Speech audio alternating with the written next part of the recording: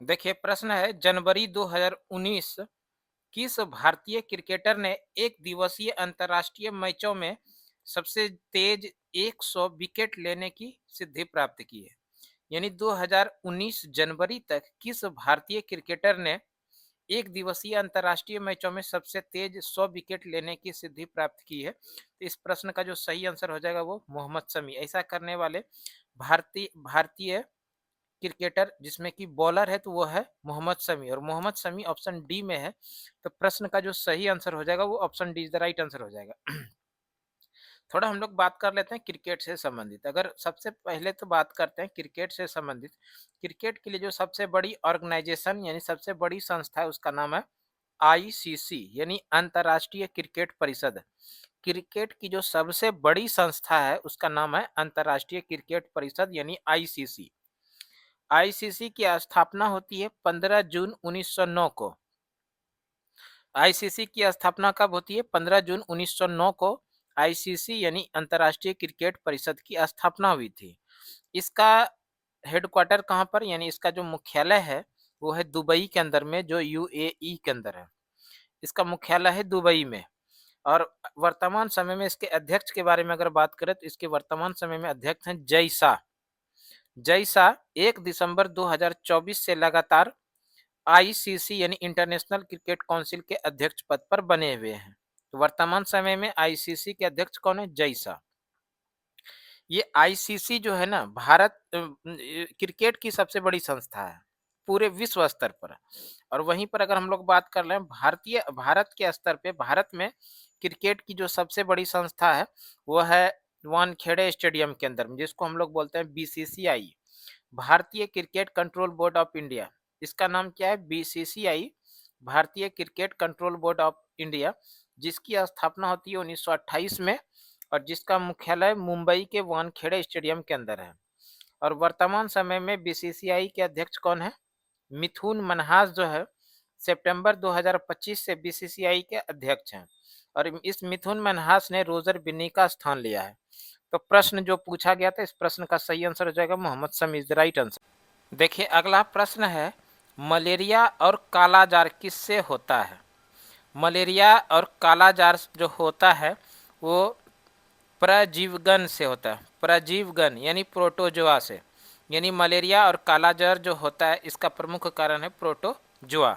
और प्रोटोजोआ देखिए option D में है। प्रश्न का सही आंसर हो जाएगा option D is the right answer.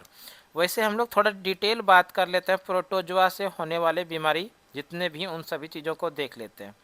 देखिए प्रोटोजोआ से जो होने वाला रोग है ये प्रमुख रूप से जो रोग आता है वो आता है जिसमें पायरिया, कालाजार, मलेरिया, पेचिस, निंद्रा रोग, ये सभी रोग जो है प्रोटोजोआ से होने वाला रोग है। और इस प्रोटोजोआ से होने वाले रोग के लिए एक शॉर्ट ट्रिक के माध्यम से आप लोग याद रख सकते हैं। और शॉर्ट ट्रिक है पापा काम पर सोते हैं। पापा काम पर सोते हैं, ये ट्रिक्स है। और इस ट्रिक के माध्यम से प्रोटोजोआ से होने वाले रोग को आप याद रख सकते हैं। देखिए पापा से हो जाएगा पायरिया, और ये क्वा जो है इस का से हो जाएगा आपका कालाजार, और मौ से जो है वो हो जाएगा मलेरिया, और ये जो पौ है इस पौ से हो जाएगा पेचिस, और सोते से हो जाएगा निंद्रा रोग। तो इस तरह से आप याद रख सकते हैं शॉर्ट ट्रिक के माध्यम से प्रोटोजोआ से होने वाला रोग। शॉर्ट ट्रिक क्या है? पापा काम पर सोते हैं। क्या है शॉर्ट ट्रिक? पापा काम पर सोते हैं। पापा से हो जाएगा पायरिया, का से हो जाएगा कालाजार, मौ से हो जाएगा मलेरिया, पौ से हो जाएगा पेचिस, और सोते से हो जाएगा निंद्रा रोग। ये है प्रोटोजोआ से होने वाला प्रमुख रोग। थोड़ा सा और बात कर लेते हैं मलेरिया। ये सवाल बहुत ज़्यादा इंपॉर्टेंट है, कितनी बार एग्जाम में पूछा गया। मलेरिया जो होता है, मलेरिया किस मच्छर को काटने से होता है तब याद रखेंगे, मादा एनोफिलीज। इसके लिए जो वाहक है मलेरिया के लिए वाहक मच्छर है वो है मादा एनोफिलीज मच्छर। मलेरिया के लिए कौन सा मच्छर काटने से होता है तो वह है मादा एनोफिलीज मच्छर। और मलेरिया के लिए जो उपचार होता है वो कुनैन से। मलेरिया का उपचार किससे होता है? कुनैन। और ये जो कुनैन है सिनकोना की छाल से प्राप्त होता है। इसको भी ध्यान रखना है, कुनैन कहाँ से प्राप्त होता है? तो सिनकोना की छाल से। और इसी कुनैन से मलेरिया का उपचार किया जाता है। मलेरिया किस मच्छर के काटने से होता है? तो यह है मच्छर का नाम मादा एनीफिलीज मच्छर। अब हम लोग प्रश्न पर आ जाते हैं। प्रश्न जो पूछा गया था, मलेरिया और कालाजार किससे होता है? तो मलेरिया और कालाजार जो होता है वो प्रोटोजोआ यानी प्रजीवगण से होता है, जो ऑप्शन डी में है। तो प्रश्न का जो सही आंसर हो जाएगा ऑप्शन डी, राइट आंसर हो जाएगा। अगला प्रश्न है, बांदीपुर राष्ट्रीय उद्यान भारत के निम्नलिखित में से किस राज्य में स्थित है? बांदीपुर राष्ट्रीय उद्यान भारत के किस राज्य में है? तो बांदीपुर राष्ट्रीय उद्यान कर्नाटक राज्य में है। और कर्नाटक देखिए ऑप्शन डी में है। तो प्रश्न का जो सही आंसर हो जाएगा ऑप्शन डी, राइट आंसर हो जाएगा। इसके साथ ही हम लोगों को ध्यान रखना है, भारत का पहला नेशनल पार्क, भारत का पहला नेशनल पार्क कौन सा है? भारत का पहला जो नेशनल पार्क है वो है जिम कॉर्बेट नेशनल पार्क। इसको ध्यान रखिएगा, gym Corbett national park, Jim Corbett national park. Bharat का पहला नेशनल पार्क कौन सा है? Gym Corbett national park. इसी का अन्य नाम है हेली नेशनल पार्क। इसी का अन्य नाम क्या है? Heli national park. और इसी का एक और नाम है, वर्तमान समय में जो इसका नाम रखा गया है, रामगंगा नेशनल पार्क। तो Ramganga national park Jim Corbett national park या हेली नेशनल पार्क या वर्तमान समय में इसी का नाम है रामगंगा नेशनल पार्क। ये जो नेशनल पार्क है ये भारत का पहला नेशनल पार्क है। साथ ही साथ ध्यान रखिए कि ये भारत के किस राज्य में है? तब आंसर कीजिएगा उत्तराखंड में।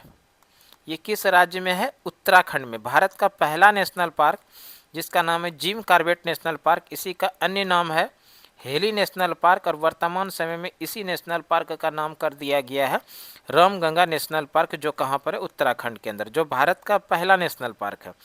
इसके साथ साथ में एक सवाल और जरूर ध्यान रखिएगा, भारत का सबसे बड़ा नेशनल पार्क, सबसे बड़ा नेशनल पार्क, तब आप लोग आंसर याद रखिएगा हेमिस नेशनल पार्क।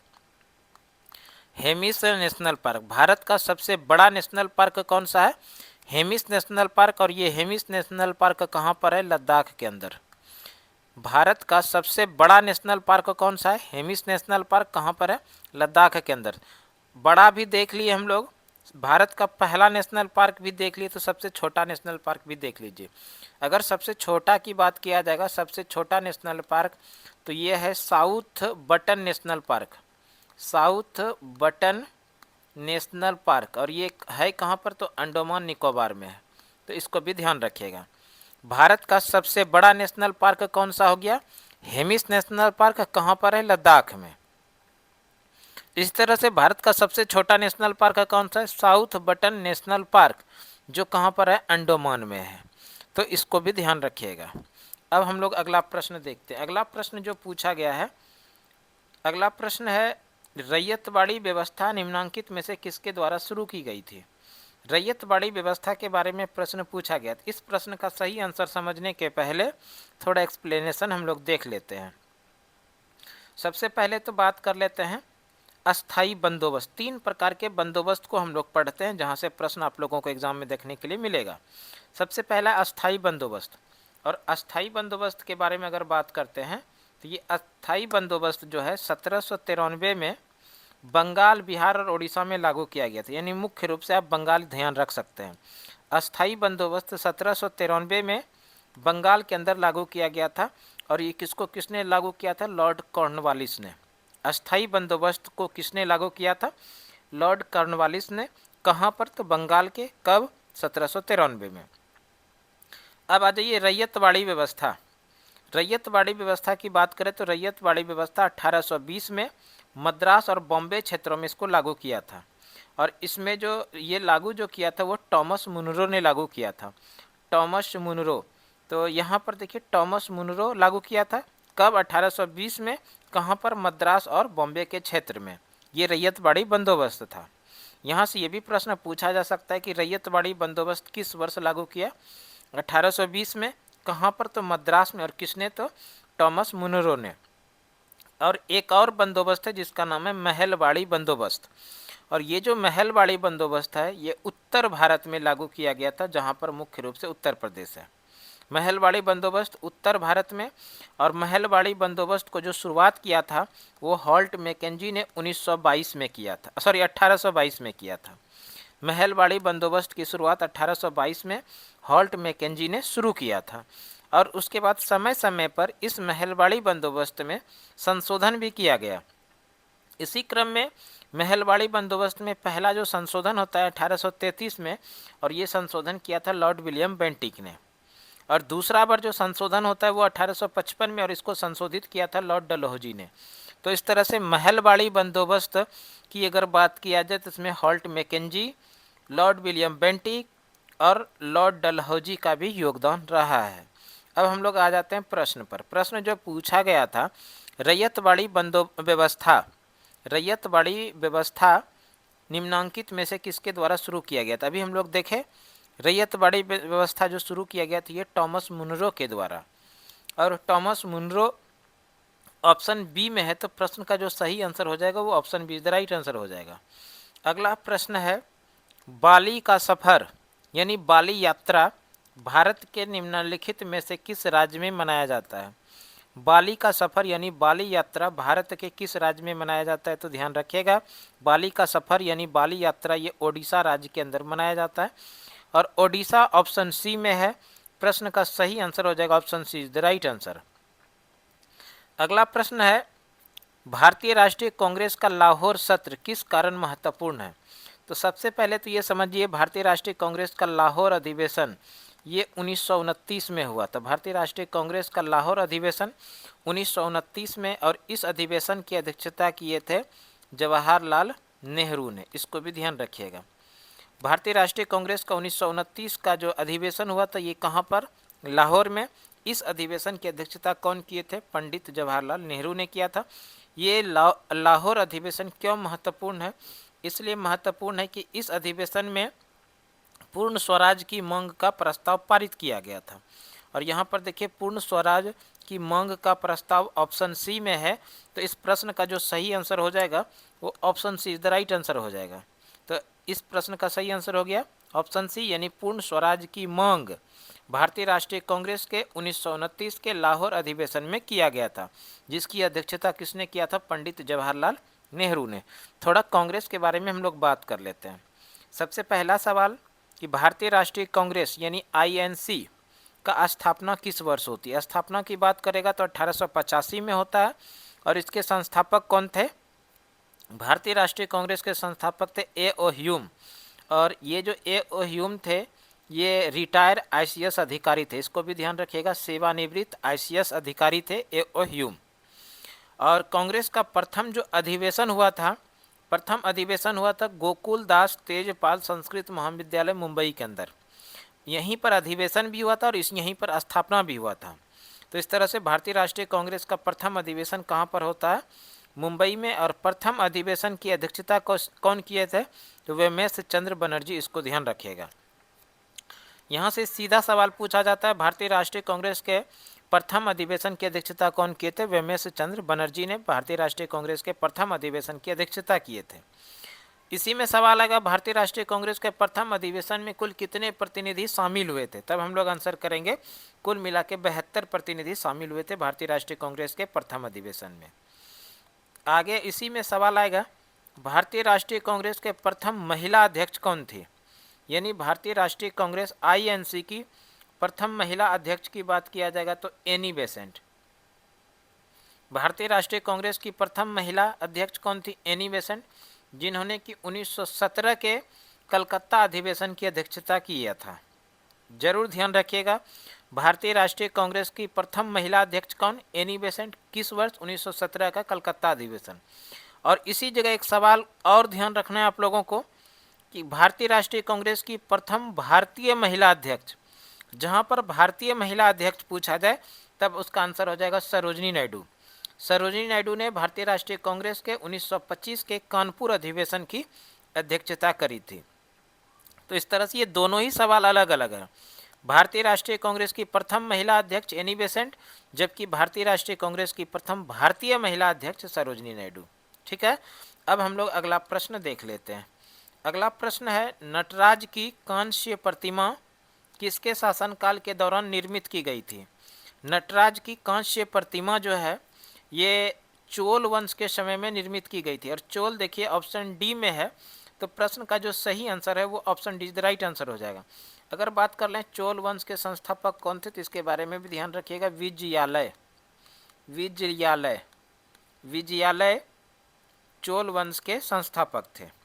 अगला प्रश्न है, तृतीयक क्षेत्र का दूसरा नाम क्या है?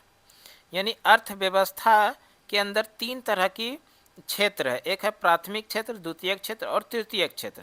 इसी में तृतीयक क्षेत्र के अंदर क्या आता है, तो वो आता है सेवा क्षेत्र। और यहाँ पर देखिए तृतीयक क्षेत्र का दूसरा नाम है सेवा क्षेत्र, जो ऑप्शन सी में है। तो प्रश्न का जो सही आंसर हो जाएगा वो option see the right answer हो जाएगा। इसी क्रम में बात करें प्राथमिक क्षेत्र के अंदर क्या आता है, तो प्राथमिक क्षेत्र में कृषि है, वानिकी है, मत्स्य पालन है, कच्चे सामान की उपलब्धता है। ये सारा चीज़ जो है प्राथमिक क्षेत्र के अंदर आता है। प्रश्न पूछा जाता है कि प्राथमिक क्षेत्र के अंदर क्या क्या आता है, तो प्राथमिक क्षेत्र के अंदर जो सबसे महत्वपूर्ण है वह है कृषि, वानिकी, मत्स्य पालन, कच्चे सामान की उपलब्धता। ये सारा चीज़ आता है प्राथमिक क्षेत्र के अंदर। द्वितीय क्षेत्र के जो अंदर आता है वो आता है बड़े बड़े उद्योग, या इसी को बोल सकते हैं निर्माण या विनिर्माण, जैसा कि सीमेंट कारखाना, रेल कारखाना, या अन्य बड़ा उद्योग जो है वो द्वितीय क्षेत्र के अंदर आता है। और तृतीय क्षेत्र के अंदर जो आता है उसको बोलते हैं हम लोग सेवा। तो ये सेवा परिवहन सेवा हो सकता है, बैंकिंग सेवा हो सकता है, बीमा हो सकता है, भंडारण हो सकता है, व्यापार, सामुदायिक सेवा, इस तरह की जितनी भी सेवाएं का काम है वो तृतीय क्षेत्र के अंदर आता है। और यही प्रश्न पूछा गया था, तृतीय क्षेत्र का दूसरा नाम क्या है, तो तृतीय क्षेत्र का दूसरा नाम है सेवा क्षेत्र। अगला प्रश्न है, कुछ दिनों के बाद पीतल और कांस्य की मूर्ति हरी हो जाती है, उसका कारण क्या है? कुछ दिनों के बाद पीतल और कांस्य की मूर्ति हरी होने का प्रमुख कारण है संक्षारण। और संक्षारण देखिए ऑप्शन ए में है, तो प्रश्न का जो सही आंसर हो जाएगा वो option A the right answer हो जाएगा। अगर हम लोग बात कर ले कांसा, कांसा किन दो धातुओं का मिश्र धातु है, ऐसा भी प्रश्न पूछा जाता है। कांसा तांबा और टीन का मिश्र धातु है। कांसा किन दो धातुओं का मिश्र धातु है, तांबा और टीन का।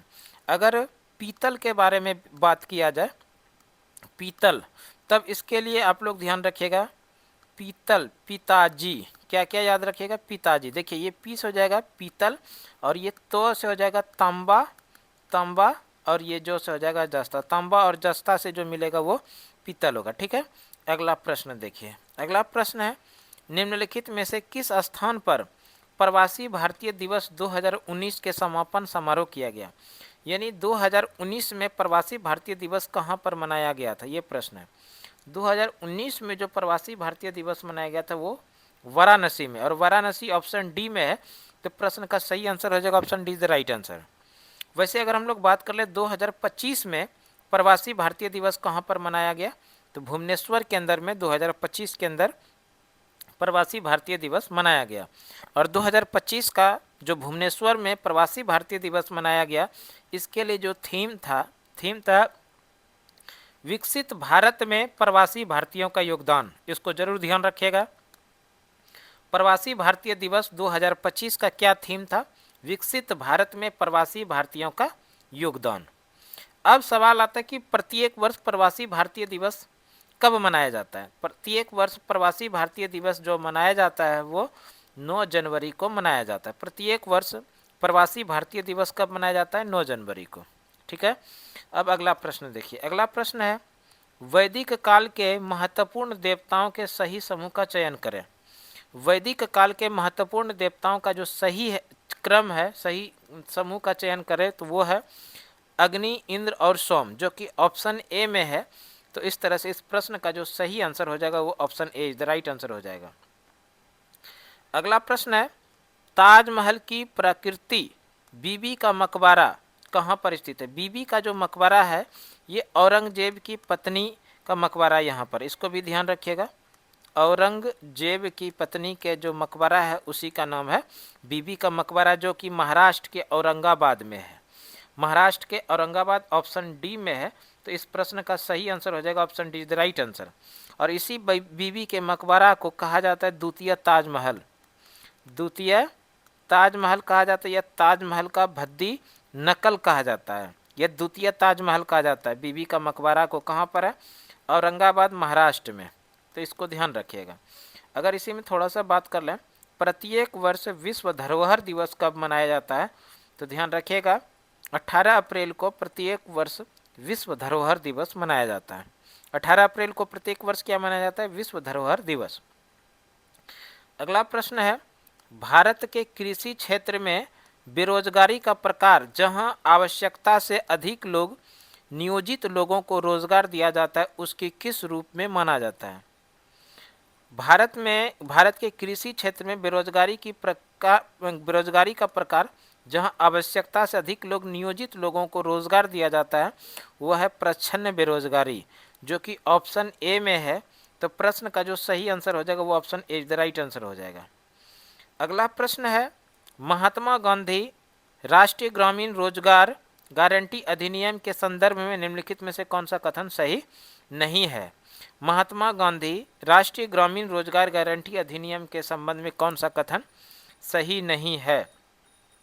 इस प्रश्न का जो सही उत्तर होगा आप लोगों को कमेंट में देना है। इस प्रश्न का सही उत्तर आप लोग दीजिए, आपके कमेंट का हम इंतज़ार कर रहे हैं। अगला प्रश्न देखिए, अगला प्रश्न है, भारत में चुनाव के संदर्भ में वीवीपैट का पूर्ण रूप क्या है? जब चुनाव के समय में हम लोग ईवीएम जाते हैं कलेक्ट करने के लिए या ईवीएम से चुनाव करने जाते हैं तो वहाँ हम लोगों को 3 मशीन मिलता है। उसी तीनों मशीन में से एक मशीन होता है जिसका नाम है वीवीपैट, जिसमें से कि वोट करने के बाद पर्ची कटकर गिरता है। तो इस वीवीपैट का जो पूर्ण रूप होता है वो होता है voter variable paper audit trail, जो कि ऑप्शन बी में है। तो इस तरह से प्रश्न का जो सही आंसर हो जाएगा वो option B is the right answer हो जाएगा। अगर हम लोग बात कर लें वीवीपैट का पहला जो प्रयोग हुआ था वो कब हुआ था? वीवीपैट का पहला प्रयोग सितंबर 2013 में जब नागालैंड के अंदर चुनाव हुआ था तो पहली बार वीवीपैट का प्रयोग किया गया था। और उसके बाद 2014 का जब लोकसभा का चुनाव हुआ तो सभी मतदान केंद्रों पर इस वीवीपैट को लगाया गया था। अगर हम लोग थोड़ा सा और इससे आगे बढ़ के बात करें, भारत में पहली बार ईवीएम इलेक्ट्रॉनिक वोटिंग मशीन का जो प्रयोग किया गया वो कब किया गया था? भारत में पहली बार इलेक्ट्रॉनिक वोटिंग मशीन यानी ईवीएम का प्रयोग जो किया गया वो 1982 में केरल के परवूर विधानसभा के लिए उपचुनाव आयोजित किया गया था। इसी के दरमियान 1982 में केरल के परवूर विधानसभा उपचुनाव में किया गया था पहली बार ईवीएम का प्रयोग। तो इसमें 2 चीज़ों को जरूर ध्यान रखना है। ईवीएम का पहली बार प्रयोग 1982 में, तो किस राज्य के अंदर? केरल में। केरल के एक विधानसभा क्षेत्र था जिसका नाम है परवूर, और यहीं पर विधानसभा का उपचुनाव हो रहा था। इसी क्रम में पहली बार ईवीएम का प्रयोग किया गया था। अगला प्रश्न, भारतीय संविधान के संदर्भ में निम्नलिखित में से कौन सा अनुच्छेद अपने नागरिकों को धर्म की स्वतंत्रता के अधिकार की गारंटी देता है? भारतीय संविधान के अंदर 6 प्रकार के मौलिक अधिकार का प्रावधान है। उसी में एक प्रकार है धर्म की स्वतंत्रता, जो कि संविधान के अनुच्छेद 25 के अंदर है। और संविधान का अनुच्छेद 25 देखिए ऑप्शन डी में है। तो इस प्रश्न का जो सही आंसर हो जाएगा वो option D is the right answer हो जाएगा। अगला प्रश्न है, सैंड स्टोन निम्नलिखित में से किसका उदाहरण है? सैंड स्टोन जो एक प्रकार का उदाहरण है वो तलछटी पत्थर का, और तलछटी पत्थर ऑप्शन बी में है। तो प्रश्न का सही आंसर हो जाएगा option B is the right answer. अगला प्रश्न है, टुंडा प्रकार की वनस्पति के बारे में निम्नलिखित में से कौन सा कथन सही नहीं है? टुंड्रा प्रकार की वनस्पति के बारे में कौन सा कथन सही नहीं है? तो ये जो है यह समशीतोष्ण क्षेत्र में पाई जाती, ये जो कथन है बिल्कुल इसके बारे में, टुंडा प्रकार की वनस्पति के बारे में कथन सही नहीं है, जो कि ऑप्शन सी में। तो प्रश्न का सही आंसर हो जाएगा option C is the right answer. अगला प्रश्न है, डैश आसपास से ध्वनि को एकत्रित की जाती है, यानी किस आसपास से जो ध्वनि एकत्रित किया जाते हैं? कर्णपाली यानी पिन्ना जो आसपास से ध्वनि को एकत्रित किया जाता है, कर्णपाली देखिए ऑप्शन सी में। तो प्रश्न का सही आंसर हो जाएगा option C is the right answer. अगला प्रश्न है, प्रकाश वर्ष निम्नलिखित में से किससे संबंधित है? प्रकाश वर्ष जो है वो दूरी से संबंधित है। प्रकाश वर्ष किससे संबंधित है? दूरी से, और दूरी ऑप्शन बी में है। तो प्रश्न का जो सही आंसर हो जाएगा वो option be the right answer हो जाएगा। देखिए थोड़ा सा अगर हम लोग बात करें, दूरी का जो मात्रक है वो है प्रकाश वर्ष, लेकिन अगर प्रश्न पूछा जाए दूरी की सबसे बड़ी इकाई क्या है तो पारसेक हम लोग आंसर करेंगे। दूरी की सबसे बड़ी इकाई क्या है तो वो है पारसेक। और ध्यान रखिएगा, 1 प्रकाश वर्ष बराबर होता है 9.461 गुना 10⁻15 मीटर। ये कितनी बार एग्जाम में पूछा जा चुका है। 1 प्रकाश वर्ष बराबर कितना मीटर होता है? 9.461 गुने 10⁻15 मीटर। और 1 पारसेक बराबर होता है 3.08 गुने 10⁻16 मीटर। तो ये दोनों चीज़ों को ध्यान रखना है। अगला प्रश्न देखिए, अगला प्रश्न है टेबल टेनिस के लिए 2018 में द्रोणाचार्य पुरस्कार किसे दिया गया? टेबल टेनिस के लिए 2018 में जो द्रोणाचार्य पुरस्कार दिया गया वो श्रीनिवास राव को दिया गया, जो ऑप्शन डी में है। तो प्रश्न का सही आंसर हो जाएगा option D is the right answer. अगला प्रश्न है न्यायमूर्ति राजेंद्र सच्चर समिति, न्यायमूर्ति राजेंद्र सच्चर समिति की स्थापना भारत सरकार द्वारा किस उद्देश्य के लिए की गई थी? न्यायमूर्ति राजेंद्र सच्चर समिति की स्थापना जो किया गया था, ये मुस्लिम समुदाय की सामाजिक और आर्थिक स्थिति की जांच करने के लिए किया गया था, जो कि ऑप्शन डी में है। तो प्रश्न का सही आंसर हो जाएगा option D is the right answer. देखिए, एक सवाल और जरूर ध्यान रखिएगा, मुस्लिम समुदाय के लिए भारत में जो 3 तलाक कानून लागू हुआ था, ये 19 सितंबर 2018 को लागू हुआ है। मुस्लिम समुदाय के महिलाओं के लिए 3 तलाक जो कानून लागू हुआ था, ये 19 सितंबर 2018 को लागू हुआ। अगला प्रश्न है निम्नलिखित में से किस केंद्र शासित प्रदेश को भारत में आंशिक राज्य का दर्जा दिया गया? यानी ऐसा कौन सा केंद्र शासित प्रदेश है जिसमें भारत में आंशिक राज्य का दर्जा दिया गया? तो है पुडुचेरी। और पुडुचेरी देखिए ऑप्शन सी में। तो प्रश्न का जो सही आंसर हो जाएगा option C is the right answer हो जाएगा। अगला प्रश्न है कौन सा पुल असम के डिब्रूगढ़ को अरुणाचल प्रदेश के पासीघाट से जोड़ता है? असम के डिब्रूगढ़ को अरुणाचल प्रदेश के पासीघाट से जोड़ने वाला जो पुल है उसका नाम है बोगीबिल, और बोगीबिल की लंबाई है 4.94 किलोमीटर, जो कि ऑप्शन ए में है। तो प्रश्न का सही आंसर हो जाएगा option A is the right answer. अगला प्रश्न है तेल और वसा युक्त भोजन जब अधिक समय तक रखा जाता है तो किस प्रक्रिया के कारण इसके स्वाद और गंध में बदलाव होता है? तो वो है विकृति यानी गंधिता, रेंसिडिटी। देखिए ऑप्शन सी में। तो प्रश्न का सही आंसर हो जाएगा option C is the right answer.